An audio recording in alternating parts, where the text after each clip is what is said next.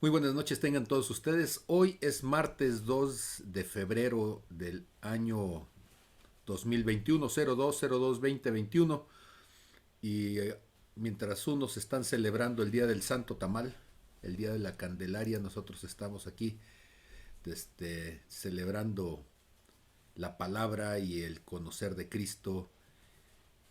No nos tocó un mono en el tamal, nos tocó un niño nos es nacido, un príncipe nos es dado y el principado sobre su hombro, ¿verdad? Llamará su nombre admirable, consejero, Dios fuerte, Padre eterno, príncipe de paz.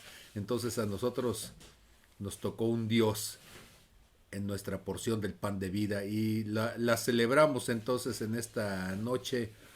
En lugar de comer tamal, comemos un trozo de la palabra.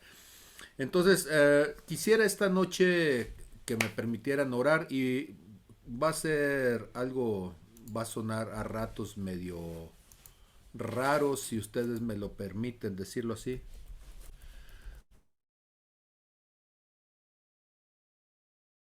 repente cuando nosotros las escuchamos, cuando nosotros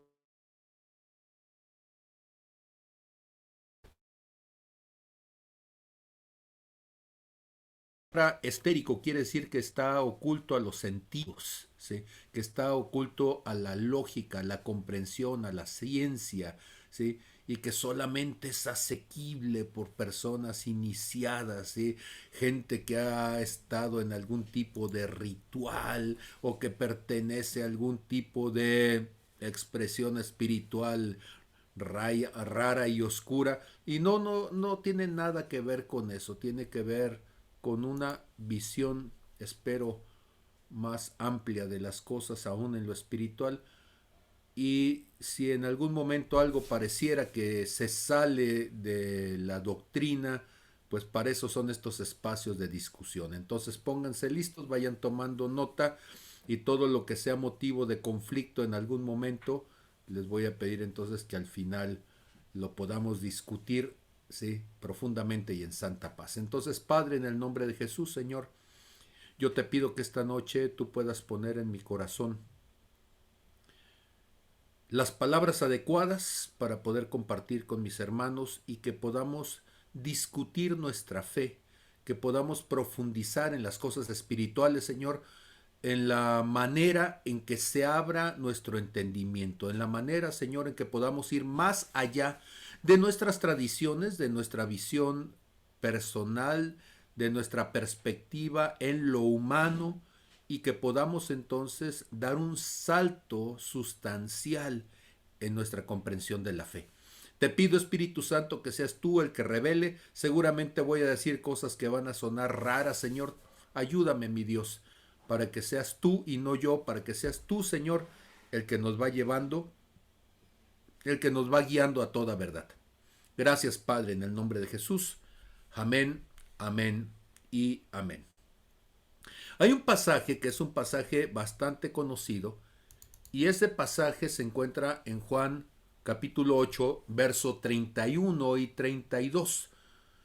Dijo entonces Jesús a los judíos que habían creído en él. Y cuando estamos hablando de a los judíos, estamos hablando al pueblo de Dios, a los que son la tribu bueno, el linaje de Abraham, el linaje de donde se levanta el pueblo de Dios. Y entonces, cuando Jesús está hablando con ellos, está hablando con la gente que fue formada en las escrituras, con la gente que tiene revelación o supone que tiene revelación espiritual.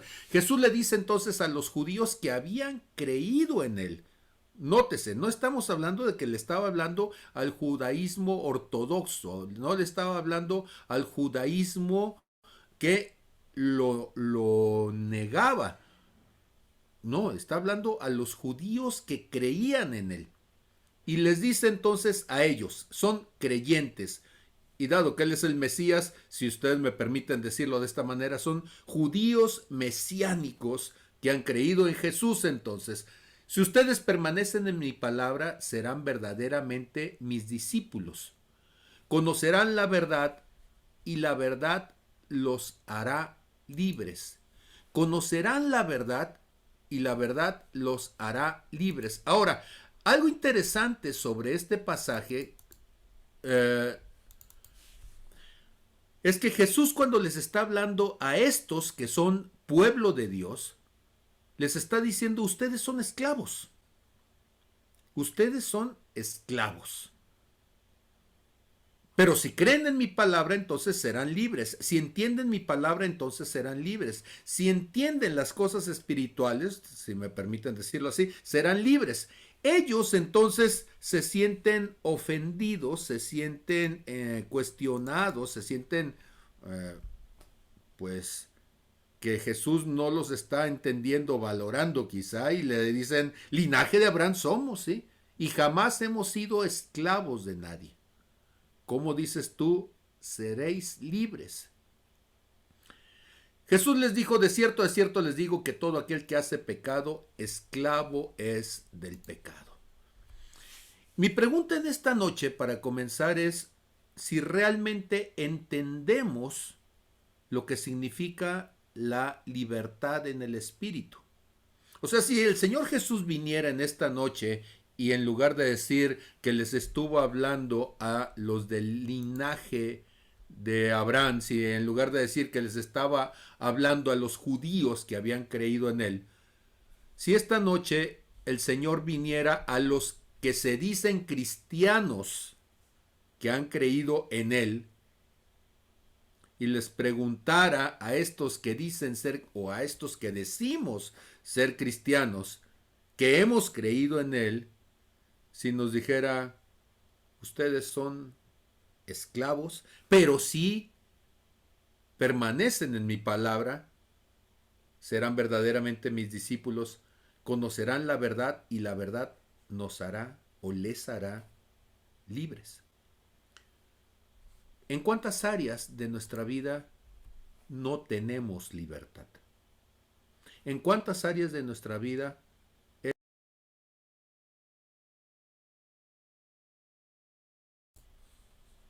Ok. ¿En cuántas áreas de nuestra vida es un estorbo nuestra manera de pensar? ¿En cuántas áreas de nuestra vida nuestra enseñanza se convierte en una limitación para poder entender lo que Dios quiere hablarnos? Yo sé que no puedo comenzar soltando una pregunta de este tipo, porque entonces todo lo que viene después y todo lo que me ha formado antes me lleva a cuestionar cualquier cosa. O sea, si voy a dudar de mi enseñanza, si voy a dudar de la doctrina, si voy a dudar de todas las cosas, pues entonces, ¿cuál es la verdad?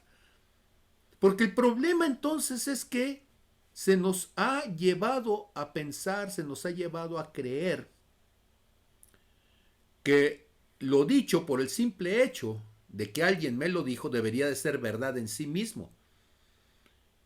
Y esta noche yo quiero proponerles una idea como punto de partida. Y es que si pudiéramos pensar en una verdad o en el concepto de verdad como algo que no tiene que ver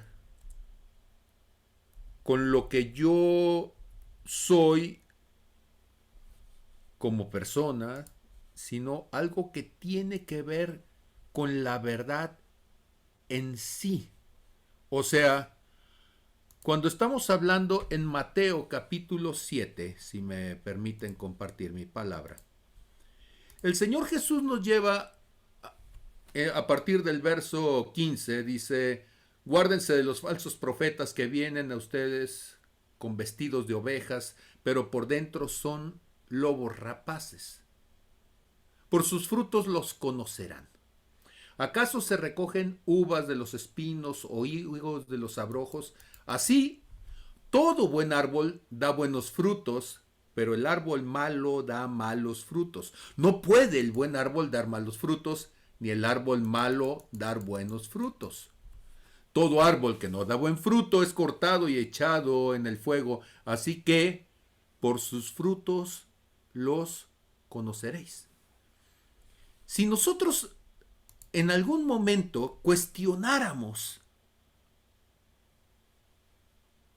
acerca de qué es la verdad, y dijéramos, pero ¿cómo saber que algo es verdad? Muchas veces la gente diría, bueno, algo es verdad porque lo dijo fulano, lo dijo sutano, ¿sí? En ciencias, cuando nosotros decimos algo, se nos obliga en ciencias, tú estás escribiendo algún artículo científico y tú tienes que decir, es que fulanito en el año perengano dijo esto y manganito dijo tal cosa, ¿sí?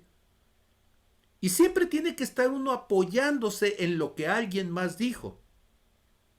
Y eso pareciera que es la forma correcta, pero de hecho es una trampa, es un sesgo, porque nos estamos basando en lo que una persona dijo, pero no necesariamente en algo que sea verdad por sí mismo. Es muy curioso, porque lo más parecido a la fe, ¿sí? y perdónenme que lo empiece a poner desde allí, pero lo más parecido a la fe es la axiomática en las matemáticas. ¿Qué quiero decir con esto? Que de los campos del conocimiento, el que tiene una búsqueda más exhaustiva de lo que podríamos decir la verdad es la matemática. La matemática no se basa en lo que alguien dijo por ser alguien. O sea, si lo dijo Pitágoras o lo dijo Juan Pérez, es irrelevante. Lo relevante es que se demuestre en sí mismo independientemente de quién lo haya dicho. Lo puede decir alguien que sea la primera vez que se escribe, o lo puede decir alguien que sea conocidísimo y tiene el mismo valor por la demostración de ello en sí mismo. Sin embargo, a pesar de que la matemática trata de mostrar la verdad desde un esquema, se dice axiomático, lo cierto es que, según lo demostró Gödel, hay algo que se llama incompletud. O sea, que hay paradojas en la matemática que no pueden ser demostradas. Hay cosas en la matemática que no pueden ser demostradas. Y si no pueden ser demostradas en la matemática, entonces tampoco en la física, en la química o en lo que sea, ¿sí? O sea, que el campo del conocimiento humano está limitado. La inteligencia, la racionalidad humana está limitada. Si queremos evaluar la verdad, la tendríamos que evaluar la verdad por sí misma, por su fruto. Ah, caray. Y entonces ya nos metimos en un problema aquí, porque ¿cuál es el fruto de la verdad? O sea, ¿cómo sabe el fruto de la verdad? Bueno, si estuviéramos hablando del fruto de los aguacates, pues aquí tengo un montón y yo podría decir, es que los aguacates son verdes, son grandotes, tienen un hueso adentro. Sí, pero ¿y la verdad? ¿Cuál es el fruto de la verdad? Primera pregunta entonces, abro mi micrófono y pregunto para ustedes, oh cristianos del siglo XXI, ¿cuál es el fruto de la verdad? ¿Cómo saber que algo es verdad? ¿Porque lo dijo alguien? Ese es un sesgo humano. Y entonces Jesús dijo, por su fruto lo conoceréis, ¿sí? ¿Cuál es el fruto de la verdad? Escucho entonces amablemente mientras busco a mi grillo para que me ayude, porque luego se les olvida a ustedes que esto es de coparticipación y de Buenas colaboración. noches, padre. A ver, no escuché. A ver, Alma, viene, tienes el Bueno, micrófono abierto. pues bueno, no hay novedades. Ayer en la noche me levanté y quería responderle una pregunta a Omar, el esposo de Ruth. ¿Sí? Eh, Esa era la pregunta específica, el tema de cómo saber. Una es propósito, o sea, en Dios, pero cómo saber cuando tú le preguntas a alguien, cuando lo lees en la Biblia y que tú dices, bueno, esta situación le pasó a tal personaje, pero en tal tiempo, y cómo yo lo voy a tomar propio o personal, si fue específico para esta persona y fue personal también para esta persona. ¿Cómo saber qué es la verdad? Que estoy tomando una decisión correcta. Y yo trataba de recordar esta palabra de sesgo y pues en la madrugada me levanté y revisé los apuntes y diste una clase hace poco de hermenéutica, de la interpretación del mensaje, pues que dice que es obligación de que el que recibe el mensaje es interpretar, que los ministros tenemos que darnos a la tarea de escuchar el mensaje de Dios. Y se te lo revela Dios o por el Espíritu o por otra persona, ¿no? Y hablaba de los geógrafos, creo, y cómo hicieron lo del canon, y cómo un sesgo es cuando tú le mezclas tus vivencias, tus limitaciones como ser humano, pues. Y dices tú que esa es la verdad, pero realmente no, pues. Entonces, bueno, te lo expliqué de esta manera, pero si ahorita esta pregunta que dice evaluar el fruto de la verdad, pues me metes en otra pregunta. Y ahora, ¿cómo la respondo? Me quedé igual que ayer en la noche y no podía dormir. Bueno, espero contestarla antes de que te duermas, porque si no, quién sabe si la noche sea larga entonces. Bueno, lo que yo no quería era como decirle algo que no fuera dentro de la palabra, porque hablaba también sobre robos, como un rema es en un tiempo en específico y como a veces cuando estás en una situación, pues ir a la Biblia y a veces no encuentras respuestas, y como necesitamos que una persona te confirme. Y cuando a veces tomas la decisión y al tiempo te das cuenta que no era lo correcto.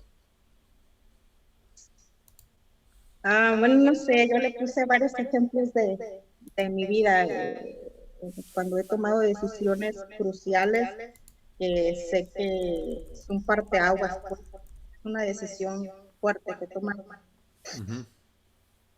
Y es muy diferente cuando ya la tomas conociendo por esto más bien de Dios, a cuando no lo conocía. Tomaba decisiones pues a la ligera o arrebatadas, y yo creo que siempre me equivocaba. Y ahorita siento que me equivoco menos. Entonces yo así lo veo, que es como un sentir. A lo mejor dices, escucha la voz de Dios, pero es esa relación que yo tengo con Dios y no sé cómo explicarlo, pero a veces alguien me dice cierta palabra, para mí es esa confirmación, y dije, bueno, voy a hacer eso, y me quedo en paz.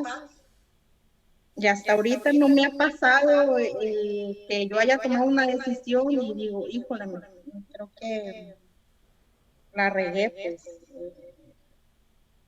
voy a perder otros 8 años de mi vida como cuando tomé una decisión así fuerte. O sea, no. Bueno, no sé. Ok. Ok, entonces la retórica estuvo complicada. A ver, vamos a ver, ¿quién más? Alguien que me pueda decir cómo puedo identificar entonces que algo es verdad. ¿Sí? ¿Cuál es, cómo se puede evaluar entonces algo que es verdad?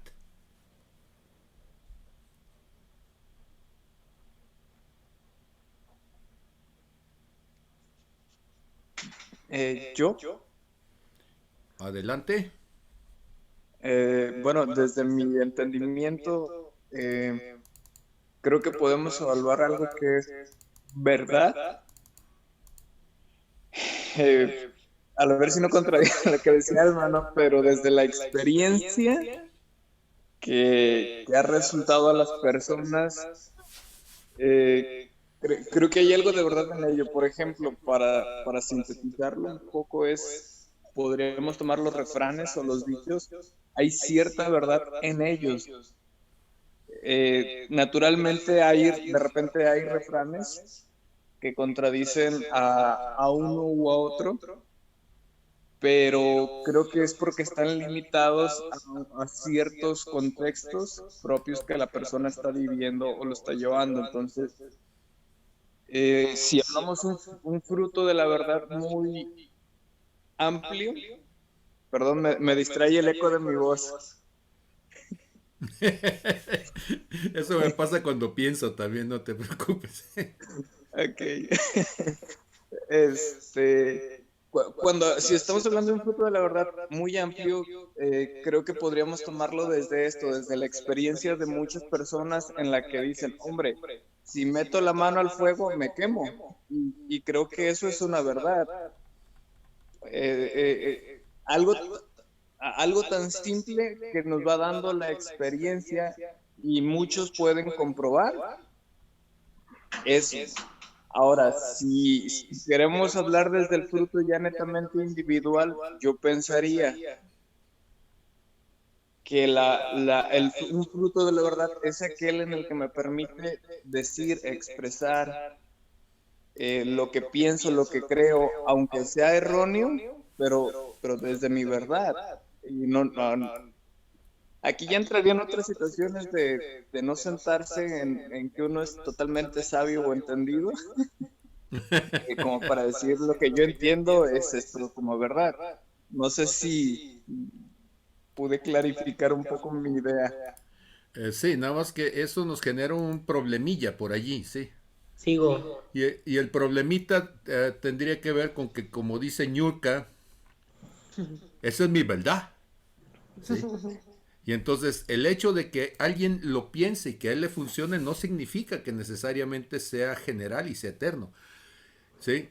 Eh, los dichos pueden representar una forma de comportamiento humano en un contexto social y el hecho de que alguien diga, por ejemplo, el gandaya no batalla en este país, eso es una verdad, pero no necesariamente ese es el fruto de la verdad, ¿sí? Entonces, a ver, Fernando, adelante. Jesús es verdad y es la vida. Jesús es el sembrador. El sembrador siembra la semilla. Y si llegamos al fruto de la vida, es alcanzar la mejor versión de mí, vivir a la manera de Jesús, pero es alcanzar esa madurez a través de un verdadero cambio, un cambio notable, aceptando dejar la vida que he estado viviendo y entrar en lo que yo he creado, que es esta nueva pedagogía cristiana, donde tenemos que empezar a ver las cosas otra vez y poniendo a Dios al centro, quitando a los sacerdotes, no les negamos su capacitación, al igual que los pastores y todo, pero tomando una parte participativa. ¿Por qué? Porque el maestro nos enseñó y enseñó desde un principio que nos dejaba el Espíritu Santo para que obrara y que nosotros teníamos que creer en él, tener en fe y dejar obrar al Espíritu Santo y poder ser transformados en personas diferentes. Claro que es un reto, un desafío, pero esa es la verdad y por sus frutos lo conocerás y el verdadero fruto es cuando te das cuenta que una persona es honrada, es decente, que se nota el cambio en esa persona, ¿sí? Que pudo haber tenido un pasado como lo tuvieron los apóstoles y el resultado de ellos, el fruto de ellos, pues está escrito, ¿sí? Ujú. Entonces, la verdad en cada uno de nosotros es lo que tenemos que mostrar como cristianos activos, no pasivos, y este es un proceso que se tiene que ir viendo, no buscar una verdad, una pesada, sino decir, estoy buscando esta verdad, esta madurez en mí, ¿sí? He quitado la palabra perfecto porque nos pone una limitante, pero la madurez sí es alcanzable. Ujú. Muy bien, yo quiero proponerles, si me acompañan por favor, sí, que vayamos a Primera de Juan capítulo 5 y que se convierta entonces en algo que nos lleve a la reflexión. ¿Se acuerdan ustedes que estábamos diciendo que el que conozca la verdad le hará libre? Jesús nos decía de Mateo 7:20, ¿sí? Por sus frutos lo conocerás. Y entonces, ¿cómo saber que algo tiene que ver con Jesús y que algo tiene que ver con lo eterno, con la verdad, ¿sí? El que cree en el Hijo de Dios, decía Jesucristo, aquel que permanece en mi palabra, el que cree. ¿Se acuerdan ustedes que estábamos hablando de que Jesús le estaba hablando a los judíos que habían creído en él? Y primera de Juan capítulo 5 en el verso 10 nos dice, el que cree en el Hijo de Dios tiene el testimonio en sí mismo. Ah, caray. Entonces resulta que ni siquiera tengo que decir es que esto es algo que sucedió con otros. O sea, el que cree, el primer testimonio de que algo es verdad es porque él mismo lo ha visto en su vida, pero no porque él lo piensa, sino porque ha visto el efecto. Dice, el que no cree a Dios le ha hecho mentiroso porque no ha creído en el testimonio que Dios le ha dado acerca de su Hijo. Y este es el testimonio. ¿Cuál es el testimonio? ¿Cuál es la evidencia? Ok, aquí agarro lo que decía el doctor Fernando. Que Dios nos ha dado vida eterna y esta vida está en su Hijo. El que tiene al Hijo tiene la vida. El que no tiene al Hijo de Dios no tiene vida. Un fruto de la verdad es la vida. O dicho de otra manera, a ver, salgámonos un momento, yo sé que es martes de Biblia, pero salgamos de un momento de los términos religiosos, de los términos espirituales, y digamos algo tan simple como el hecho de que ¿será verdad que necesitamos un equilibrio ecológico en este momento en nuestro planeta? Pues es bien fácil poderlo mostrar. ¿Qué pasaría si nos acabamos a todas las abejas del mundo? Se acaba la polinización y muchas plantas entonces no darán fruto, no se reproducirán, o tendríamos que hacer una polinización artificial. Y entonces, ¿saben qué es lo que va a resultar? La destrucción de la vida. Y entonces, la destrucción de la vida se convierte en una evidenciación de que acabar con las abejas va en contra de la verdad de la vida. Acabar con una especie es romper entonces una cadena trófica. Y en ese momento entonces se destruye el equilibrio de la vida. Subir 2 grados, por ejemplo, al agua del mar, uno dice, ay, ¿qué tanto son 2 grados de diferencia? ¿Sabían ustedes, por ejemplo? Yo sé que esto suena como algo completamente fuera de toda espiritualidad, ¿sí? Pero ¿sabían ustedes que los calamares Humboldt crecen más rápido que los peces? Por una razón que es muy simple, no tienen huesos.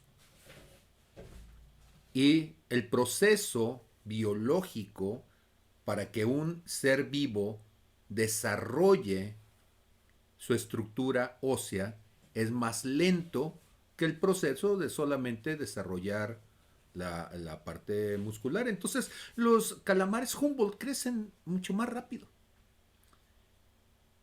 Entre más tibia está el agua, más se reproducen y los calamares Humboldt son particularmente voraces.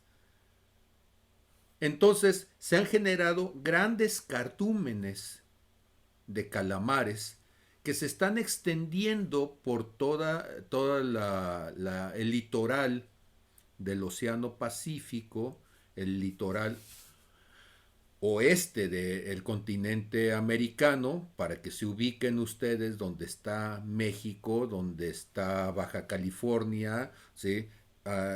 Y toda esta parte donde nosotros vivimos casualmente en Nayarit. Y con esta cantidad de calamares que se están desarrollando, lo que está sucediendo es que estos calamares se están comiendo los cardúmenes de peces a una velocidad mayor que la velocidad natural en que los peces se pueden reproducir. Consecuencia, la vida está en desequilibrio. La vida está desapareciendo.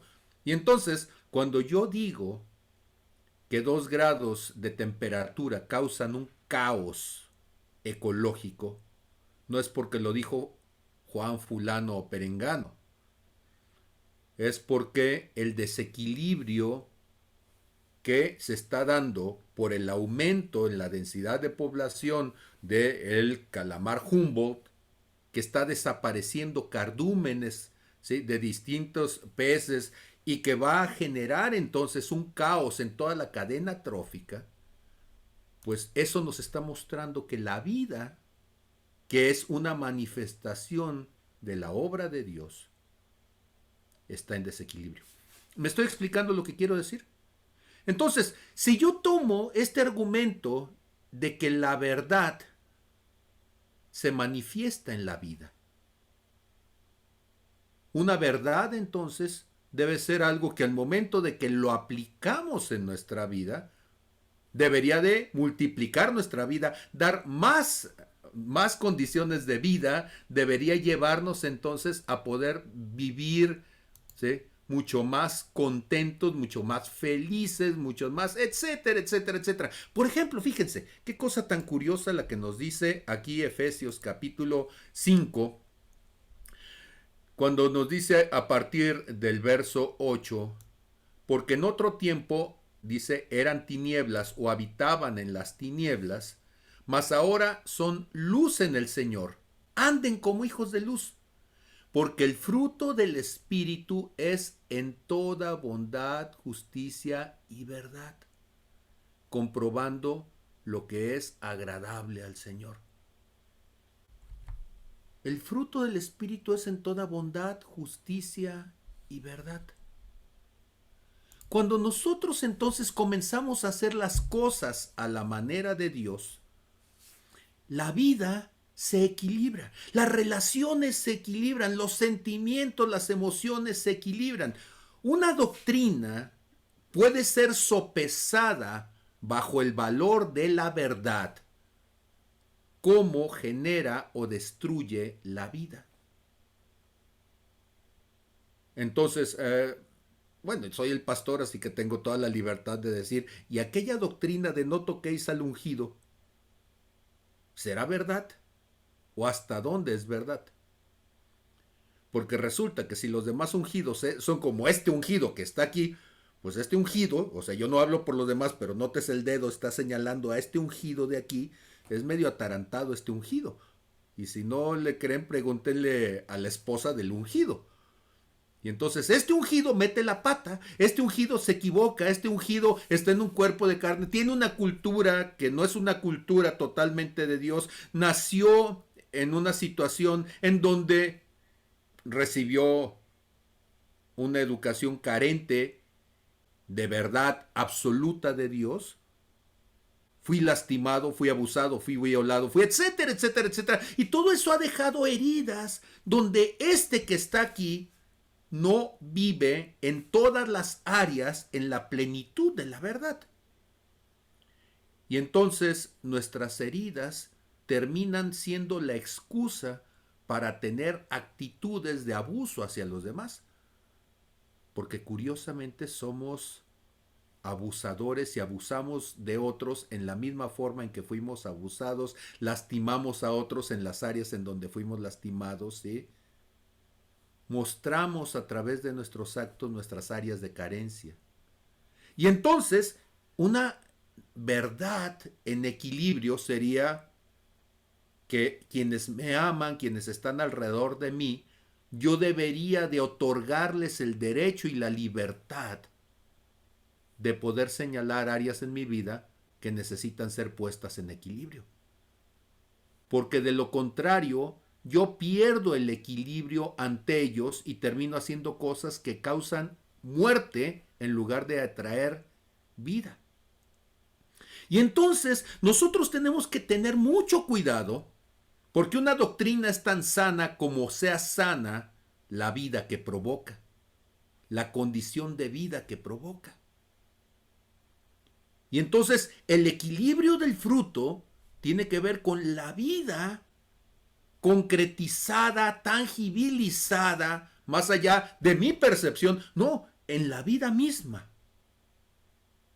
Y entonces, ¿será verdad que nuestro estilo de vida es saludable? Si lo fuera, no tendríamos la cantidad de enfermos con enfermedades degenerativas que tenemos. No tendríamos la cantidad de personas con estrés. No tendríamos la cantidad de personas, ¿sí?, que tienen osteoporosis. No tendríamos la cantidad de personas que son diabéticos, hipertensos, etcétera, etcétera, etcétera. Entonces, ¿qué quiere decir eso? Que nuestro estilo de vida, nuestra condición de salud, nos muestra en sí misma que hay algo que nosotros hemos considerado como si fuera verdad y no lo es. Ok, hasta ahí. Pregunta, ¿estoy siendo suficientemente explícito? ¿Sí? Entonces, como nada más alcanzo a ver tres camaritas prendidas de todos los demás, me voy a imaginar que sí, pero si hay alguien que crea que estoy saliéndome de equilibrio, hágamelo saber. Aquí tengo el chat abierto y claro que sí, con todo gusto empezamos a poner equilibrios. Y entonces resulta que hay un problema entonces en esto.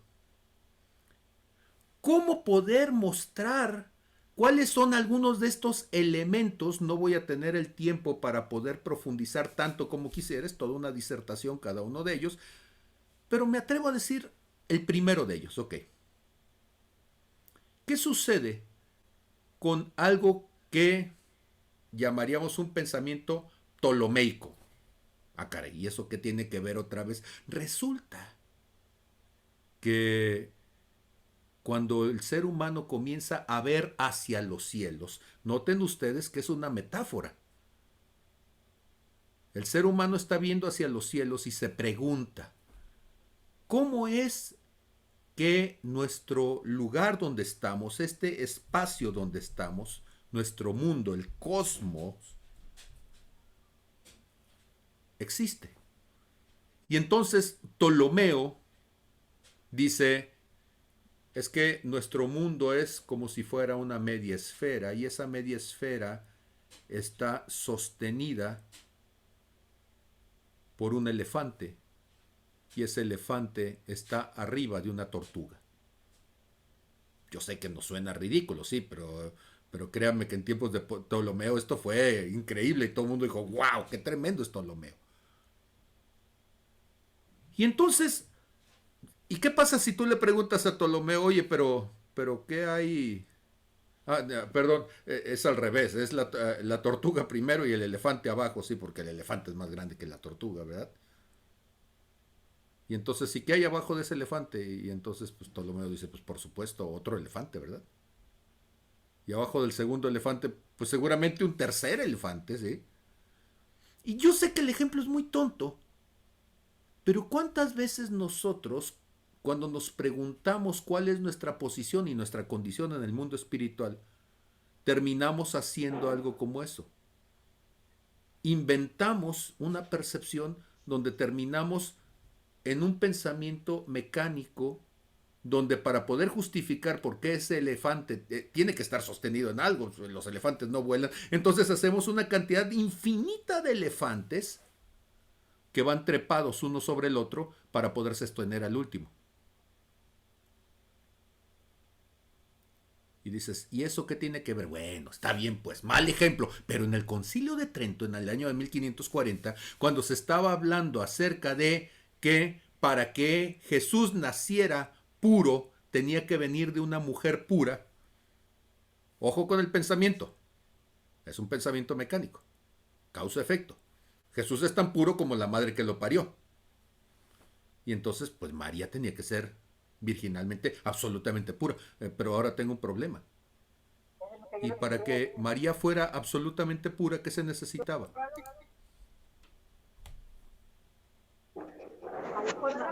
Pues que la mamá de Jesús, ¿sí? Digo, la mamá de María fuera absolutamente pura. Y entonces la abuelita tiene que ser absolutamente pura. Y para que la abuelita fuera absolutamente pura, María de la Paz, te estamos escuchando, claro que sí, con todo gusto. ¿Quieres opinar? ¿No? Entonces, si no, te vamos a silenciar. Ok, gracias. Y entonces, ¿y qué pasaría entonces con la abuelita y la bisabuelita y la tatarabuelita y todas las demás mujeres? Y entonces resulta, pues que eso nos va a llevar en algún momento a una situación curiosa y es, Entonces Eva, que es la mujer desde donde salieron después de todas las generaciones, todas estas mujeres, pues Eva tenía que ser virginalmente pura. Pero ahora tenemos una contradicción, y es que en Génesis capítulo 4 tenemos a Eva pariendo, dando a luz, y Génesis capítulo 4 está después de Génesis capítulo 3, donde Eva cae en pecado y sale del huerto de Edén. Y ahora tenemos un problema. Ahora viene de reversa una mujer que cayó en pecado, que salió del huerto del Edén, que tuvo un hijo o una hija también en situación de pecado. ¿Me estoy explicando lo que intento decir? De repente nuestros pensamientos generan falacias. Y empezamos entonces a pensar en la lógica humana, que es una lógica lineal que llamamos nosotros causa-efecto. Causa-efecto significa que para que algo suceda tiene que ser, ¿sí?, linealmente, solamente por esa sola causa. Eso nos genera, decíamos, un problema tremendo, terrible. Y eso se encuentra entonces en Primera de Corintios, capítulo 2. ¿Sí?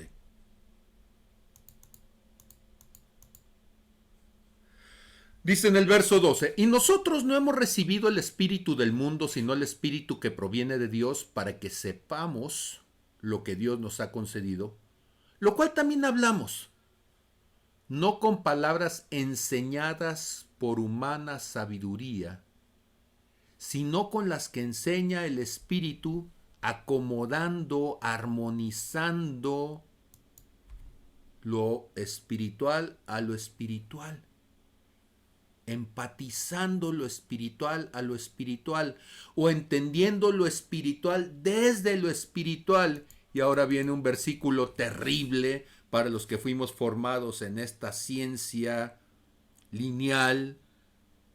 Dice, pero el espíritu natural no percibe las cosas que son del Espíritu de Dios, porque para él son locura y no las puede entender, porque se han de discernir espiritualmente. En cambio, el espiritual juzga todas las cosas, pero él no es juzgado de nadie. ¿Qué quiere decir esto? Esto quiere decir que si a alguien le dijeron que las matemáticas son exactas, le mintieron. Si a usted le dijeron, sí, que todas las respuestas las podemos demostrar, le mintieron. Si a usted le dijeron, sí, que 2 más 2 son 4, bueno, yo preguntaría en qué modelo algebraico, porque hay infinitas álgebras y hay algunas álgebras en donde quizá no sea 4. Y entonces nosotros, como sucedía con Ptolomeo, estamos en un sesgo. ¿Cuál es el sesgo? El sesgo de los griegos se vino poco a poco al pensamiento occidental. Y ese sesgo es que nuestro mundo es el centro del universo. Y entonces, este asunto de que nosotros somos el centro. Yo sé que algunos de ustedes ya se enteraron, ¿sí? Quizá hay algún terraplanista entre nosotros y bueno, la discusión se va a poner interesante, pero si no lo hay, bueno, quizá algunos de ustedes ya se enteraron, la Tierra no es el centro del universo, es más, estamos completamente en las periferias, somos un suburbio del universo. Estamos lejos, ni siquiera estamos en el centro de nuestro sistema solar y nuestro sistema solar no está en el centro de la galaxia y la galaxia no está en el centro del universo, estamos en las orillas, ¿sí? Pero eso significa entonces que hay algo que es un choque profundo. Entonces, el primer sesgo importantísimo que usted tiene que conocer, y es la verdad, Si estuviéramos todos juntos en un auditorio, le diría, diga por favor conmigo, repita después de mí y diga, yo no soy el centro. ¿Qué sucede cuando una persona siente que es el centro? Cuando alguien es el centro de su propia existencia, cuando alguien se ve como el centro de la propia existencia, lo que espera es que todos los demás giren alrededor de él. Bueno, Ptolomeo estaba pensando que los planetas giraban alrededor de él y que la tortuga y los elefantes y todo eran para sostenerlos a él. Luego los otros griegos decían que había un grandote que se llamaba Atlas que sostenía el mundo en la espalda de este. Y durante siglos se pensó, la Tierra es el centro. Yo sé. Ya desde Galileo Galilei esas cosas ya no son cosas que se enseñan. Copérnico nos enseñó que no era así. Pero en la casa seguimos enseñándole a la gente que es el centro y le decimos a la niña, ¿quién es la niña más bonita de todo el universo? Y la otra sí. Quizás la primera vez se lo pensó, sí, seguramente si es una niña inteligente dirá, hay 8,000,000,000 de personas, sí, ¿qué posibilidades reales hay de que yo efectivamente sea la más hermosa del universo en este momento, sí? ¿O cuáles son los parámetros para que yo sea la más hermosa? Pero no, quizá la chiquilla ni siquiera lo piensa y entonces le enseñamos a decir, es que tú eres la más bonita del universo. Y le decimos, es que tú eres la reina, es que tú eres la niña linda y es que y todo lo que mi niña quiera. ¿Cuál es el problema? El problema está que la chiquilla crece y crece habiendo escuchado una mentira. El mundo gira alrededor de ti. A eso se le llama egocentrismo. Y el egocentrismo es una de las formas de egoísmo. Ego es, para los griegos, la palabra ego significa yo. ¿Sí? Egoísmo, el sufijo ismo significa relativo a, y entonces todo es relativo a mí. Hoy es un día feo. ¿Deberá ser un día feo? No, bueno, es que a mí no me gusta. Y entonces, como a mí no me gusta, tiene que ser feo para todos. No necesariamente. Quizá el único que está equivocado el día de hoy eres tú. Es que la vida es una desgracia. Bueno, quizá tu vida es una desgracia, pero eso no significa que el resto de los seres humanos sea una desgracia. Y entonces empezamos a contaminar nuestro concepto del mundo con el egoísmo. Todo tiene que ver conmigo. Egocentrismo, todo gira alrededor de mí. Egolatría, todos me tienen que adorar a mí, todos me tienen que reconocer a mí. Todo mundo me tiene que aplaudir. Ahora escúcheme, ¿qué pasa cuando un egoísta lee la Biblia? ¿Sabe qué pasa? Dios se convierte en un sirviente. Y entonces oramos diciéndole, mira Señor, te aviso que el día de mañana yo tengo estos planes. Y entonces tienes 24 horas para acomodar el universo y que se oriente en lo que yo necesito. Mira, estos son mis gustos de la mujer ideal, estos son mis gustos del trabajo ideal, estos son mis gustos, ¿sí?, del país ideal, y si algo no está bien, eres un desdichado, eres un miserable, ¿sí? Es más, ni existes, ¿sí? Te borro del mapa porque no estás al nivel de lo que yo quiero. Y entonces nos victimizamos. Porque como todo tiene que funcionar como yo lo necesito y no funciona, todo mundo me odia, todo mundo me hace, todo mundo me lastima y vives miserable porque no es lo que tú quisieras que fuera. Nadie se tiene que morir porque yo lo amo y si yo lo amo me va a doler. Espérame. 8,000,000,000 de personas. ¿Sabes cuál es la probabilidad de que alguien se muera? El 100%. Quizá no todos en el mismo momento, sí, pero pues ni siquiera es probable. Está determinado que todos los seres humanos morimos.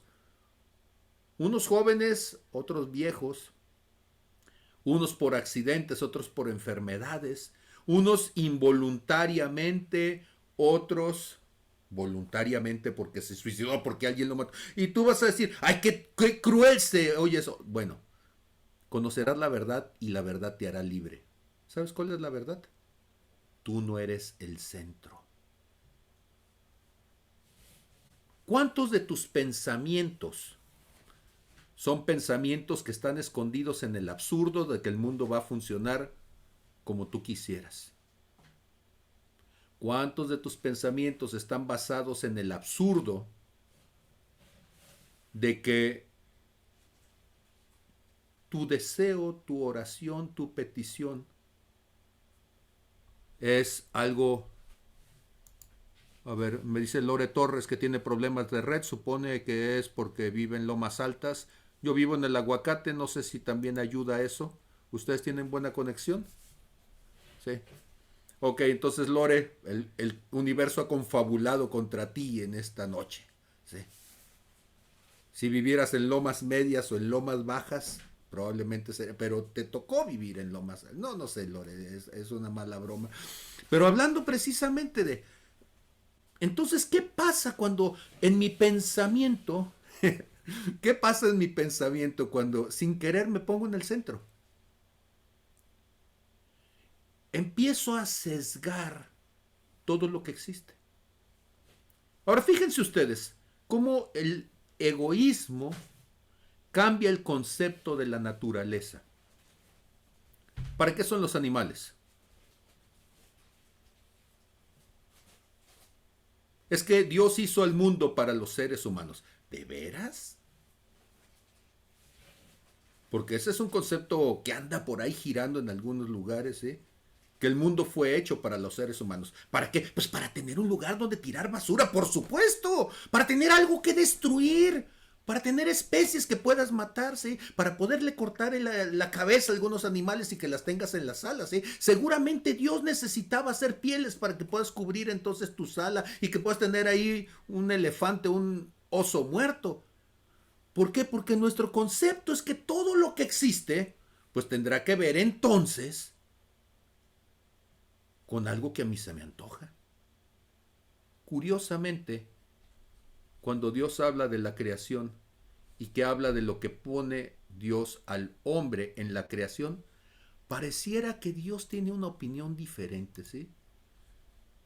Y yo creo que a veces ha de ser bueno que la gente lea la Biblia, ¿no? Aunque no creo que sea muy popular, pero ¿sabían ustedes, por ejemplo, ¿sí? ¿Para qué puso Dios al hombre en el huerto? Sí. Noten ustedes, estoy en Génesis capítulo 2, a partir del verso 8. Dice, y Jehová Dios plantó un huerto en Edén, al oriente, y puso allí al hombre que había formado. ¿Sí? Voy adelante un poquito más, voy un poquito más. Y desde el verso 15, tomó pues Jehová Dios al hombre y lo puso en el huerto de Edén para que lo trabajara y lo cuidara, para que lo labrara y lo guardase. Qué curioso, ¿no? Dice, y puso el huerto para que todos los animales le sirvieran al hombre. Curiosamente, el hombre es un servidor de la obra de Dios. Dios no nos hizo para ser servidos. Dios nos hizo para servir. Dios no nos hizo para estar en el centro. Dios nos hizo para colaborar con Él. ¿Qué pasa cuando alguien se siente que es el centro del universo? Pues de repente nos da por pensar que somos el Espíritu Santo. Y entonces, como el Espíritu Santo es el único que puede traer convicción de pecado, justicia y juicio, pero nosotros nos creemos que somos el Espíritu Santo, entonces andamos queriendo convencer a la gente de algo que solamente el Espíritu Santo tendría que convencerlos. Andamos sonándonos a la gente para que entienda que son pecadores, que son injustos, que se van a ir al infierno. Déjenme decirle, no nos toca a nosotros eso. Usted no es el centro, yo no soy el centro. La labor de la iglesia no es mandar a nadie al infierno, ni tampoco sacarlo. No podemos hacer ni lo uno ni lo otro. Nuestra labor es dar testimonio nada más de la vida de Dios en nosotros. con nuestras propias vidas, mostrar si algo es verdad porque se manifiesta en mi vida. Y decir que se manifiesta en mi vida es que yo propicio vida en los demás, genero vida en los demás. Mi vida se convierte en un dinamizador de la vida de otros. Me convierto en un apoyo para que otros vivan. ¿Sabe cuál es la clave de la felicidad? Ayude a otros que sean felices. Participe activamente para que otros sean felices. Salga del egoísmo. Quite la palabra yo como principal en su vocabulario y empiece a utilizar la palabra nosotros. Pero nosotros no solamente es mis cuates y yo. No, nosotros junto con los arbolitos y yo necesitamos existir en este mundo. Los pececitos y yo, los animalitos y yo, los otros seres humanos y yo. Ese nosotros quita la diferencia de colores. Ese nosotros quita la diferencia de alturas. Ese nosotros quita las diferencias culturales. Es más, ese nosotros quita las diferencias de género. Pastor, ¿usted está a favor de la ideología de género?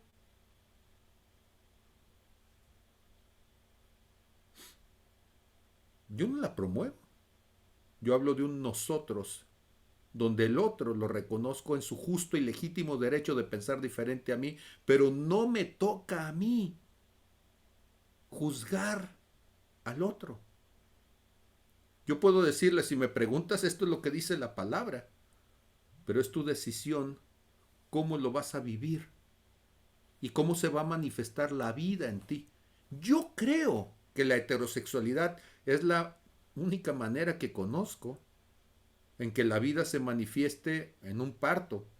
Pero quizá mi biología es muy básica, ¿sí? O sea, este asunto de los cromosomas X y de los Y, pues no sé si haya por allí otras letras aparte, ¿sí? Y no es que sea homofóbico, simplemente que para poder generar un cigoto, pues necesitamos un esperma y un óvulo. Y no es un asunto de preferencias, es un asunto de biología básica. Pero a mí no me toca juzgar a la persona. Me estoy explicando en lo que intento decir. La vida da testimonio de que algo es verdad. Y entonces, ¿qué es la muerte? La muerte es lo opuesto de la vida. No es cierto. Le enseñaron un pensamiento binario que no existe muchas veces en la naturaleza. La muerte no es lo opuesto de la vida. La muerte es la parte final del proceso de vida de un individuo, pero la vida no termina, porque cuando este cuerpo del Pablo Cancino se muera, si no me creman, los gusanos se van a poner felices y voy a hacer la vida para esos gusanos, ¿sí? Voy a hacer una fiesta tremenda para ellos, ¿sí? Porque mi cuerpo se va a deteriorar y voy a ser la base, el sustento, el sustrato para alimentar a otras formas de vida. Eso es mi cuerpo. Y entonces, pero es que tú te moriste. No, mi cuerpo se deterioró. Terminó su posibilidad de seguir vivo físicamente. Pero una pregunta, si la vida es lo opuesto la muerte es lo opuesto de la vida, entonces, ¿mi espíritu también se muere?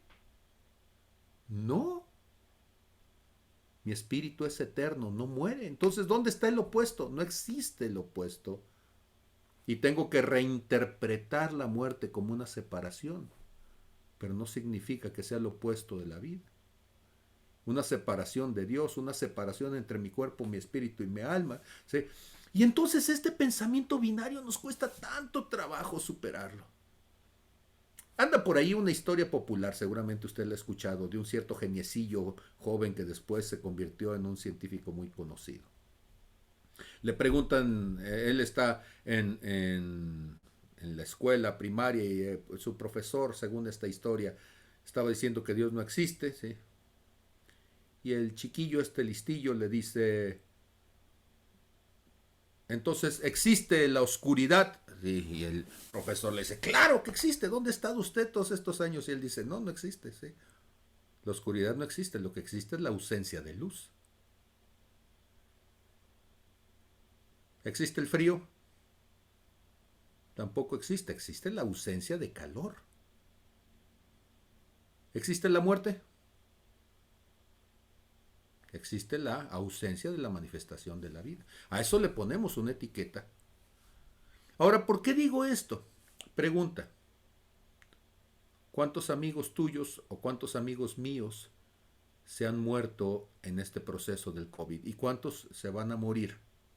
¿Y cuántos no se van a morir de COVID, pero se van a morir de algo más? Y yo sé que esto que estoy diciendo es muy incómodo porque nuestros afectos están ligados a las personas. Pero decíamos, conoceremos la verdad y la verdad nos hará libres. ¿Cómo poder ser libre en un proceso donde las emociones me duelen tanto? ¿Cómo ser libre en un proceso donde hay tantas cosas, ¿sí?, que me causan crisis? Jesús dice, conocerás la verdad. Juan 8:32. La verdad me hará libre. ¿Podrías ir conmigo? La vida es un proceso eterno. Espiritualmente nunca muero. Y mi cuerpo en algún momento dejará de funcionar. ¿Va conmigo? ¿Esa es una verdad? ¿Hay evidencia suficiente de que esa es una verdad? ¿Tiene que ver con que el pastor lo diga? No, tiene que ver con que toda la existencia de la vida nos muestra que la expresión biológica de la vida llega a un punto donde termina de manifestarse y se reintegra, como dice Eclesiastés capítulo 12, el polvo vuelve al polvo, de donde era, y el espíritu vuelve a Dios quien lo dio. ¿Va a suceder solamente con el Pablo Cancino? No, va a suceder con todos los seres humanos, pero solamente con los seres humanos. No, también se va a morir mi perro, mi gato y todos los demás. Y entonces, cuando nos cuesta trabajo entender esto, vivimos aferrados a una falsedad. ¿Y esa falsedad cuál es? Pues que alguien no debería de morir.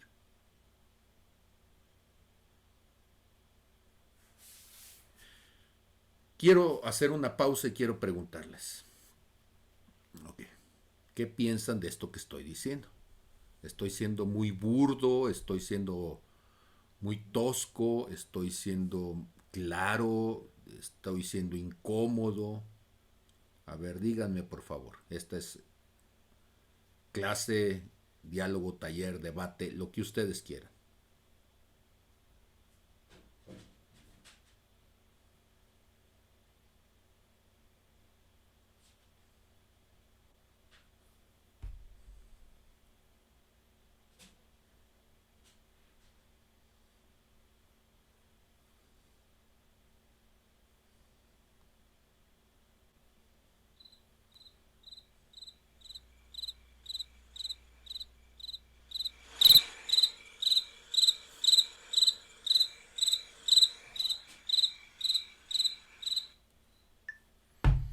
A ver, ¿qué dicen, Alma? A ver. Dulce, viene Dulce. Hasta el lobo salió ahora. A ver, viene Dulce, abre tu micrófono. Ah, pues es que yo le puse que no podían estar interrumpiendo, ¿eh? Perdón. Ok, ahora sí, ya. Ok, sí, estoy piqui que no quedaba.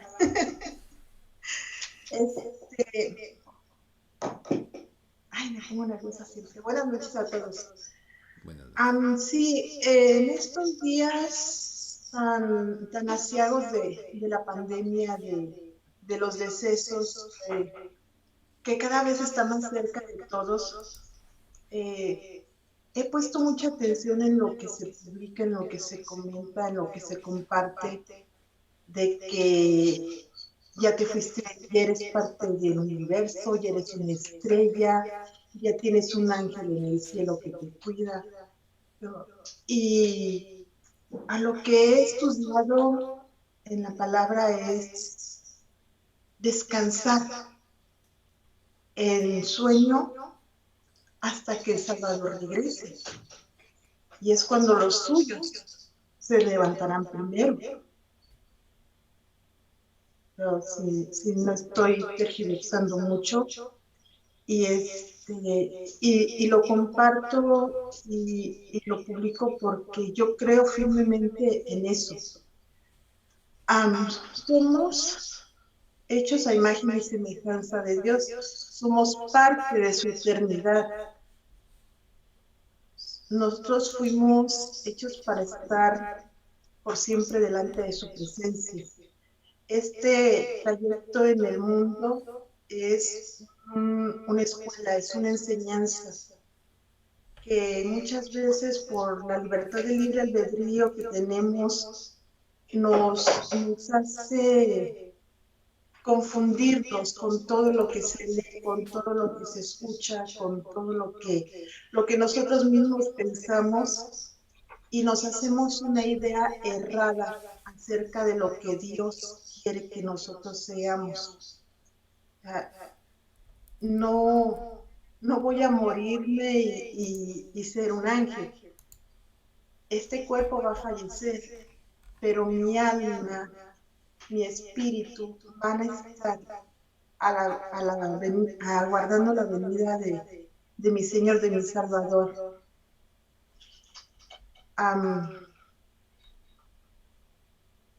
Se me fue. Perdón, sí me fue nerviosa de soltar. Al igual que Alma, anoche estuve despierta hasta las 3 de la mañana. El Señor me levantó y me dijo que estudiara acerca del perdón y la incredulidad. Y esto que estamos tratando, esto que está tratando ahorita precisamente es la incredulidad que tenemos.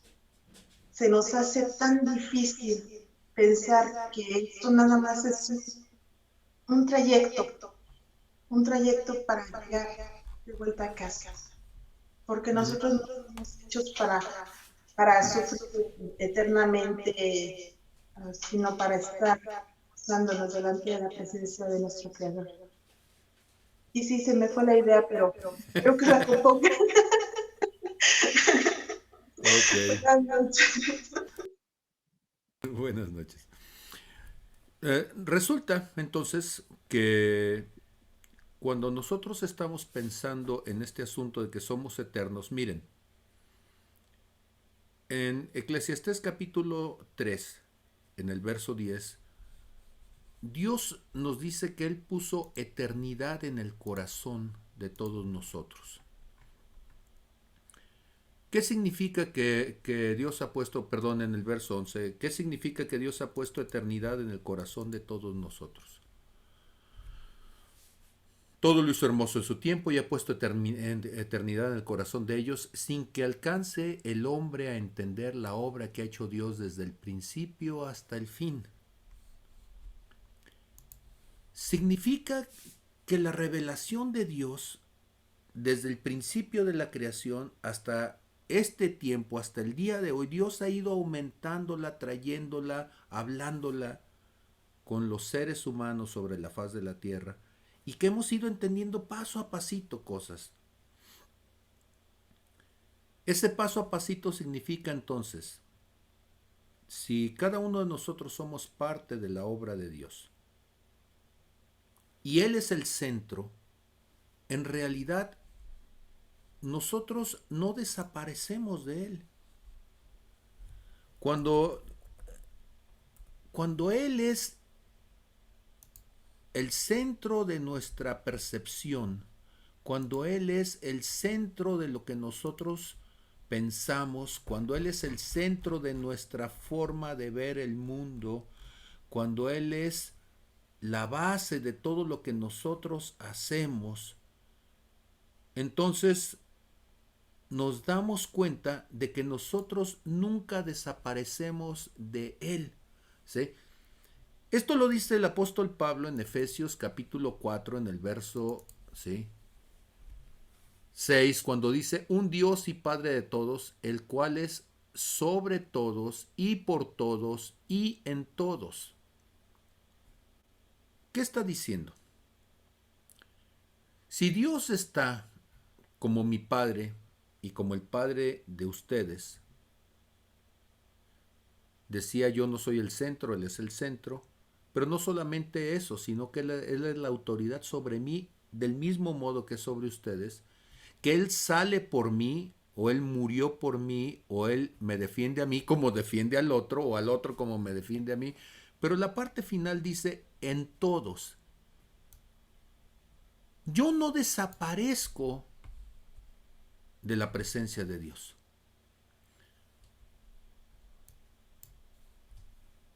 Yo estoy en el corazón de Dios. Y ustedes también. Con COVID y sin COVID, con cáncer y sin cáncer, atropellado, secuestrado, hecho cachitos, o donde sea. Yo estoy en Cristo. Y entonces, si nosotros descansamos en eso, de que no importa lo que suceda, nosotros seguimos en Él. Si alguien muere, sigue en Él. Y llegará el momento en que su cuerpo sea resucitado y estemos eternamente con Él y en Él. Entonces nuestro nivel de ansiedad bajará y podremos entonces dar testimonio en nuestra propia vida de que esa doctrina es correcta. ¿Por qué? Porque los niveles de neuromoduladores y de neurotransmisores, algunos de ellos nocivos como el cortisol, que en su exceso causan inflamación, causan enfermedades degenerativas, causan lesiones en nuestro cuerpo. ¿Qué pasa cuando usted deja de estresarse? ¿Por qué va a pasar contigo? Vas a vivir una vida apacible y feliz. Ahora, ¿de qué le estoy hablando? De cosas que Dios ha estado tratando conmigo en todos estos días. Todo esto que le estoy intentando enseñar, Dios me lo estaba diciendo a mí. Me dijo, tienes un pensamiento, tienes una enseñanza que te está causando muerte en lugar de vida. Estás preocupado de ti sin darte cuenta que a donde quiera que vayas y sin importar lo que suceda, tú sigues en mí y conmigo. Deja de preocuparte, deja de estresarte. He estado muy preocupado últimamente porque mi cuerpo no funciona igual y Dios me dijo, ¿y qué esperabas? Claro que me tengo que cuidar. Me decía mi esposa, es que pues ya no tengo la fuerza. Bueno, somos cincuentones, no somos veinteañeros. Y hacia donde vamos es hacia adelante y no hacia atrás. O sea, vamos poniéndonos más viejos, lo cual aparentemente debería de ser evidente. Pero mi cabeza, mi instrucción en una cultura humana cotidiana donde no queremos vernos arrugados, donde no queremos vernos canosos, donde no queremos vernos decrépitos, porque aparentemente la movilidad y la jovialidad son signo de salud, pues déjeme decirle que esa es una mentira. Porque la jovialidad es un signo de que usted tiene 20 o 30 años. Y la decadencia y la ancianidad es un signo de que usted tiene 80 años, o los 70 o los que tenga. Y entonces, insisto en este asunto porque quiero mostrarle cómo esa mentira que socialmente hemos aceptado se convierte en una carga, en una lápida sobre nosotros, porque nos vemos al espejo y en lugar de decir he vivido una buena vida, decimos me veo viejo. Pues déjeme decirle que usted vive en un momento en la historia de la humanidad donde se ve más joven que nunca antes se vio el ser humano. Yo tengo 53 y en la Biblia yo sería ya un anciano, porque el promedio de edad para morir era los 50 y cacho, 60 años. Poca gente podía llegar a los 50 y cacho, 60 años, ¿sí? Hablar de una persona que lograra llegar entonces a los 70, 80, con las condiciones adversas, con las guerras, con las enfermedades. Era rarísimo. Pero el concepto equívoco de que usted tiene que ser joven siempre y verse joven siempre es una mentira en el mundo real. Como esa falsedad está la falsedad de que todos los días de nuestra vida tendremos plenitud, tendremos el gozo eterno en esta tierra. Eso no es verdad. ¿Tendremos buenos momentos? Claro que sí. Pero también tendremos separaciones, también tendremos cansancio, también tendremos fatiga, también tendremos que enfrentar adversidad, porque eso también es parte de la vida. Y entonces yo quiero pedirle que reflexione sobre su concepto de la vida y trate de ser muy honesto y pregúntese si su concepto de la vida es artificial. Porque muchas de las angustias que yo escucho a mi alrededor es porque nuestro concepto de la vida está de cuento, de historia de hadas. A pesar de que vivimos en el mejor momento de la historia de la humanidad, vivimos la vida como si fuera una tragedia y no es verdad. El COVID no es una tragedia.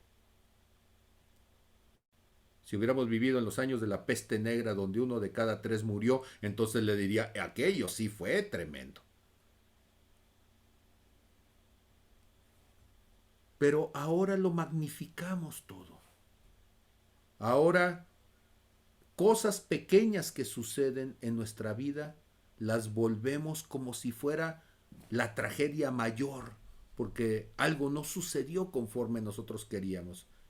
Y eso muestra entonces que nos pusimos en el centro, que somos egoístas.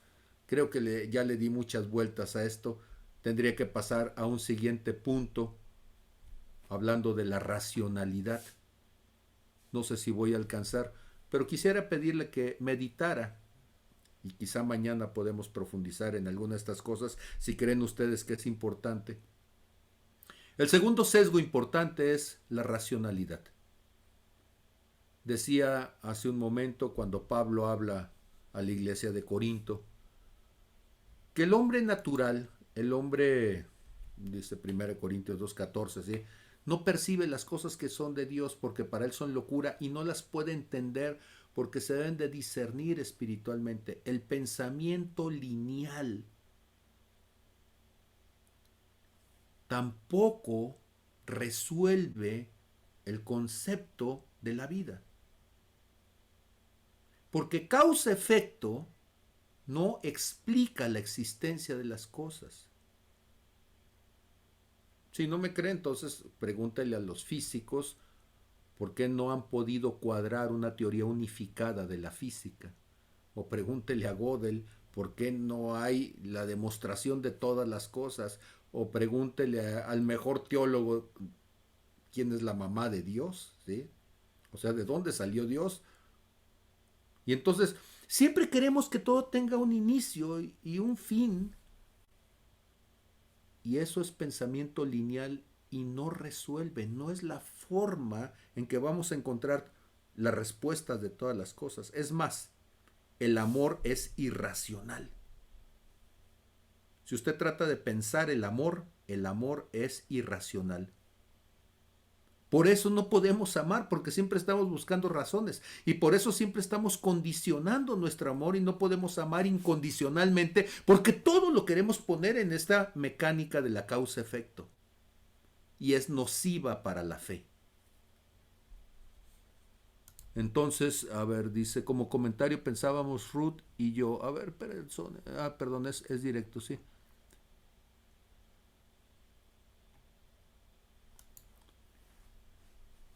Ok. Otro fruto de la verdad es no practicar el pecado. Me comenta Omar. Cuando nosotros entendemos las cosas ya no queremos hacerlas. Un fruto de la verdad es que se convierte en una convicción y no en una restricción. El pensamiento lineal al que nos hemos referido usa el castigo, usa la fuerza como argumento para que yo cambie. Pero la vida no funciona así. La vida se manifiesta con una convicción. O sea, yo hago aquellas cosas voluntariamente que me van a traer vida. Si usted le pregunta a un elefante por qué no se mete a una zanja, probablemente el elefante no se lo va a explicar, pero si alguna vez un elefante cayó en una zanja y no se pudo salir y murió, o con mucho trabajo pudo salir, ¿sabe usted? Los elefantes no se meten más profundo de aquella distancia donde puedan tocar con su trompa. Nada los obliga, sí, pero por el peso que tienen, por el tamaño que tienen, por la dificultad de poder salir, prefieren no meterse más allá de donde les llegue la trompa. Y los cristianos andamos queriéndonos ir de trompadas por cada lado, ¿sí? Porque no entendemos un principio de la vida, la convicción. Hacemos cosas que no nos convienen, aunque sepamos que no nos convienen, porque no hemos desarrollado esa convicción. La vida no es así, al contrario, usted se quema una vez y después de eso ya no quiere volver a agarrar algo caliente. Las convicciones es esa sabiduría que vamos adquiriendo de cómo funciona la vida para poder sobrevivir sin meternos en riesgo. La vida es el argumento. La vida es la motivación. Entonces, el segundo elemento, después del egoísmo, el egocentrismo, el ponerme a mí como el punto central de este universo, que me tengo que hacer a un lado. Si usted se hace a un lado y deja que Dios sea, eso ya nos va a ayudar. La segunda cosa, la racionalidad. ¿Sí? No digo que no piense, yo me dedico a pensar, pero no piense que por pensar usted va a encontrar todas las respuestas. No. Y no estoy hablando solamente de la fe, estoy hablando de física cuántica, estoy hablando de la indeterminación de Heisenberg, estoy hablando de la incompletud de Gödel, le estoy hablando de cualquier cosa, aún en la ciencia. ¿Sí? El siglo XX fue el choque de cara, de frente de la humanidad a darse cuenta que iba a tener una incertidumbre permanente y que el pensamiento lineal no funcionaba. La física clásica, ¿sí?, fue superada por la física cuántica, y eso significa que va a haber disrupciones. Ahora, yo sé que estas cosas que se dicen en la ciencia no han llegado a la iglesia y por eso las estoy poniendo en este momento con ustedes, ¿sí? Tenemos que tener mucho cuidado con el pensamiento lineal, ¿sí? Llegan a unas personas con Jesús, le llevan un ciego, ¿sí? Y le preguntan, ¿quién pecó? ¿Los padres o los abuelos? ¿O quién pecó para que éste naciera ciego? Y Jesús dice, no, es simplemente para que se manifestara el poder de Dios. Eso se llama disrupción. Está rompiendo el pensamiento lineal. No es porque alguien fue bueno o malo, no, dice, es una disrupción, un salto, un rompimiento de la linealidad. Ok, tengo que terminar porque son las 10 de la noche. Tengo que dar el espacio para preguntas concretas. Si alguien tiene preguntas concretas, por favor. Esta fue una introducción a algo que me está dando mucho trabajo poderlo poner en términos claros, pero para poder mostrar los sesgos de pensamiento que están trayendo entonces distorsiones en nuestra fe. Y si tengo preguntas, eso me va a ayudar entonces a poder enfocar el día de mañana, y espero que lo que quiero compartir pueda ser más claro para todos ustedes. Entonces, abro el espacio para que ustedes me hagan favor de decirme cómo podemos platicarlo. ¿Sí? ¿Alguien? Muy bien, Lore y luego Magdalena, por favor. Lore, abre tu micrófono. Sí. Bueno, yo una de las cosas que pienso, tiene como doble sonido, ¿no? Bueno, yo hablo.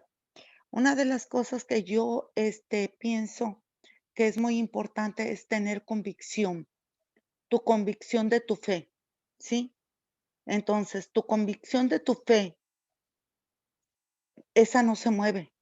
Vengan tormentas, venga muertes de familiares, de alguien, te amenacen, lo que sea. Yo sé que lo que estoy hablando es duro porque para mí alguien muy importante es mi hija, ¿sí? Pero cuando tú tienes una convicción y está aferrada, cimentada en una fe, es la respuesta que yo tengo. ¿Por qué cuando iban al circo romano a morir con los leones, ellos iban contentísimos, iban felices? ¿Y por qué en este tiempo nosotros estamos tan inconformes? Porque no tenemos la convicción en nuestra fe. Si nuestra convicción en nuestra fe es que si estamos vivos es para servirle, y si morimos, qué padre, ya nos fuimos. Ese es mi pensamiento concluyente de esto en lo que pude escuchar de pedacitos. Claro que sí, gracias Lore. Magdalena, por favor. Bueno, me sacó el WhatsApp, Dios mío. Me sacó el Zoom 2 veces y en otra ocasión yo me tuve que salir. Así que sí me perdí bastante de toda la explicación, pero lo poquito que alcancé a escuchar en estos últimos 5 minutos que ya regresé, me gustó mucho. Y nada más concretamente, no puedo hacer una pregunta concreta, pero sí te quisiera pedir que si abundas un poco más sobre la causa y el efecto mañana.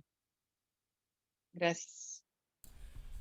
Ok, entonces mañana una de las peticiones es que podamos hablar de la linealidad del pensamiento, que es causa y efecto, eso se llama pensamiento mecánico, y que podamos hablar cómo la fe es una disrupción del pensamiento mecánico, para ponerlo en los términos de lo que estamos hablando. ¿Qué significa eso? Que hay causas que ni siquiera nosotros las entendemos o que se salen de nuestra capacidad. Y no estoy diciendo que seamos tontos, lo que estoy diciendo es que no necesariamente es porque hay cosas que tengan que ver con lo que nosotros creemos que debería ser. Y mañana vamos a abundar en ello. Claro que sí, Magdalena. ¿Alguien más, por favor? Alma.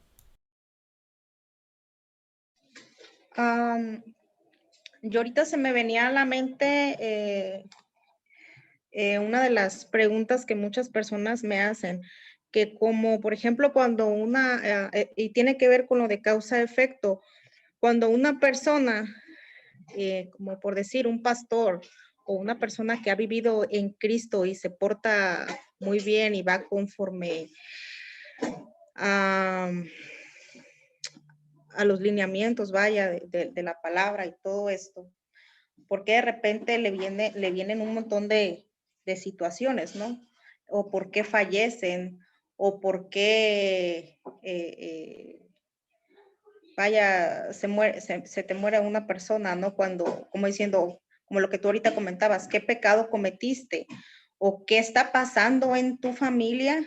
Que, por ejemplo, cuando estás en bendición también, que tienes bastante dinero, como por ejemplo, yo ahorita yo siento que todo, me siento feliz con todo lo que tengo, me siento en gozo y a veces sí me pregunto, híjole, y si un día, no sé, una hija se me muriera, me quedara sin casa, o sea, ¿tendría el mismo gozo? O sea, y yo creo que una de las cosas que yo le pido a Dios es esa parte, que si en algún momento yo estoy en esa prueba, yo creo que lo que nunca debemos de quitar es ese gozo porque yo creo que por miedo también a tomar decisiones o a pasar esa prueba, como que no ves la bendición de pasar por todo eso, como que no disfrutas pues esa parte, aunque una persona me dijo, pues ¿cómo puedes disfrutar que un hijo se te muere? Bueno, es que no es así, pero el entender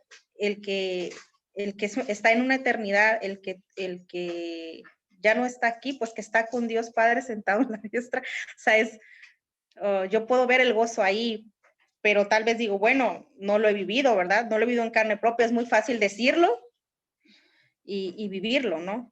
Entonces, la verdad, no he tenido una experiencia ni de pérdida, ni en ninguno de los sentidos que me haya quebrado de esa manera. Así es que, pues no puedo abundar mucho en el tema, pero ¿cómo dar paz a esas personas cuando están pasando una situación así? Esa más bien sería mi pregunta. ¿Cuál sería la respuesta que tú puedes dar, pues? Precisamente por eso comencé hablando de que conoceremos la verdad y la verdad nos hará libres. Hay muchas cuestiones donde la falta de verdad nos ha encadenado a una percepción del mundo y de la vida que es falsa. ¿Sí? Y si se muriera mi hija se va a morir. ¿Sí? Y si se muriera su papá, pues su papá también se va a morir. Somos casi 8,000,000,000 de personas y todos nos vamos a morir. Yo no sé si al mismo tiempo o paulatinamente, yo no sé si va a ser porque llegue un meteorito o porque nos vayamos muriendo de viejos, ¿sí? Y entonces, ¿qué significa eso? Significa que para poder justificar nosotros nuestra existencia siempre estamos buscando en ese pensamiento mecánico que alguien debe ser responsable de que el otro se muera, ¿sí? Pero ojo con esto. Una cosa es encontrar la causa y otra cosa muy diferente que hacemos los seres humanos es encontrar un culpable, un responsable de una cierta causa. Y entonces el día de mañana, si gustan, le damos por ese lado, ¿sí? ¿Cuál es la diferencia entre entender lo circunstancial a entender lo intencional? Y entonces hay un maldito en todo esto. Siempre andamos buscando el maldito. O es Dios, o es la suegra, o es yo no sé quién, pero debe haber un maldito en la historia para que entonces descansemos tranquilos y digamos, sí, ahí está el maldito. ¿Y qué sucede cuando hay cosas que no necesariamente es que haya alguien, un maldito allí? La otra cosa es entender que la muerte de Cristo es una disrupción en la linealidad de la existencia humana. Y la única forma de poder entonces trascender todas estas cosas para hablar en la gracia es que la gracia es disruptiva. Y el término suena raro a algunos, pues mañana hablaremos de por qué la gracia es una disrupción. ¿Sí? Y pues yo espero que esto no suene solamente a filosofada, ¿sí? Sino que nos dé algo. Dice Berta, ¿cómo puedo responder a alguien cuando me dicen cómo es que Dios está conmigo si a su ver pareciera que mi vida todo se derrumba, ¿sí? Y eso me suena como Emmanuel, ¿no? Todo se derrumbó dentro de mí y hasta mi aliento ya me sabe ayer, ¿sí? Ahora, el problema es, todo se derrumba. Sí, hay gente que se derrumba, se le derrumban las ilusiones porque es un iluso, ¿sí? O sea, ¿qué pasa si me diera un infarto? No, pues ya me dio uno. ¿Y qué pasa? Pues me daría otro, ¿sí? ¿Y por qué te da un infarto? Porque tengo corazón y porque no me lo cuidé, porque tuve una vida donde no fui suficientemente cuidadoso. Pues sí, pero yo me cuidé. Bueno, pues finalmente también hay un potencial de riesgo, ¿sí? En todo eso. ¿Cuál es el asunto? El asunto está que la clase de mañana entonces va a ser cruda, va a ser incómoda. Yo no sé si a partir de eso entonces alguien entre en una crisis de su fe o desarrolle un pensamiento de fe que es disruptivo y que diga, en medio de todo eso, yo vivo la eternidad en cada momento. ¿Sí? De acuerdo, no sé, Fer, si quieres opinar o estoy viendo tu micrófono abierto nada más. Pues nada más agregar los apegos que últimamente nos hemos vuelto muy apegados a las cosas y nos es muy difícil perder algo, ¿no? Y me viene a la mente cuando ese joven lleno de cualidades va con Jesús y le dice, he cumplido la ley, he hecho esto, y le dicen, bueno, pues ya nomás vende todo, dáselo a los pobres y sígueme. Yo siento que de ahí hay algo que sacar para mañana porque estamos muy apegados a las cosas y simplemente ahorita. Acaban de hablar de Guadalajara.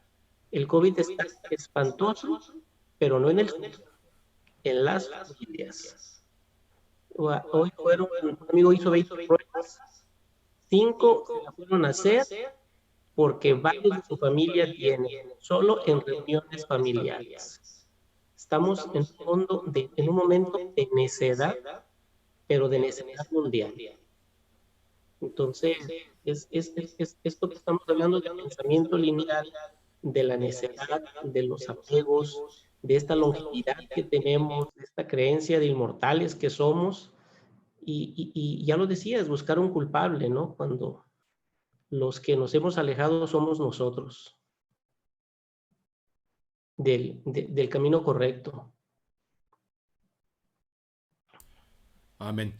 Les pido disculpas por mi micrófono, es tan fiel que agarra hasta los suspiros y por eso es que está metiendo eco. El día de mañana lo vamos a jubilar para que tengamos menos tecnología y un poquito más de fidelidad, ¿sí?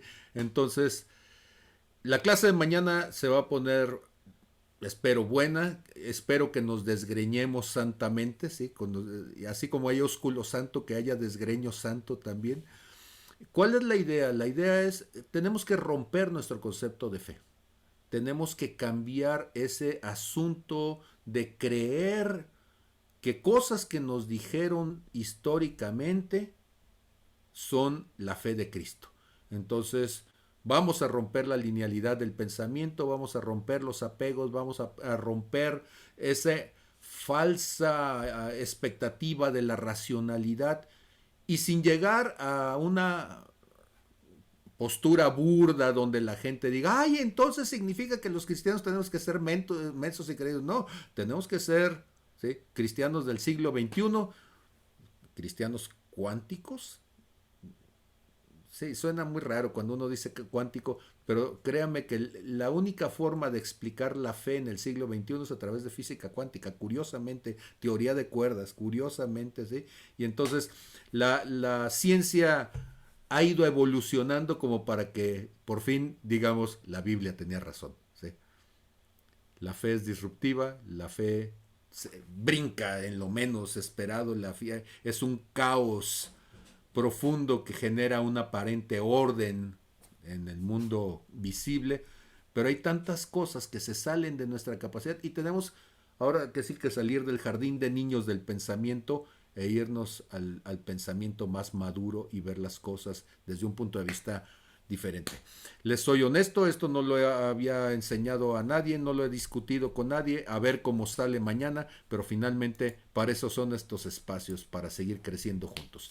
Entonces, nos vemos el día de mañana. Gracias a todos por estar, gracias por su paciencia, su misericordia. Nos desgreñamos mañana, sí, Rosita, ahí tú le entras a la desgreñada también, y con todo gusto el día de mañana, sin micrófono, boicotear, que boicotea las cosas, vamos a estar entonces, platicando hasta donde se pueda. Entonces, Dios les bendiga a todos y nos vemos mañana. Hasta luego y bendiciones, un placer.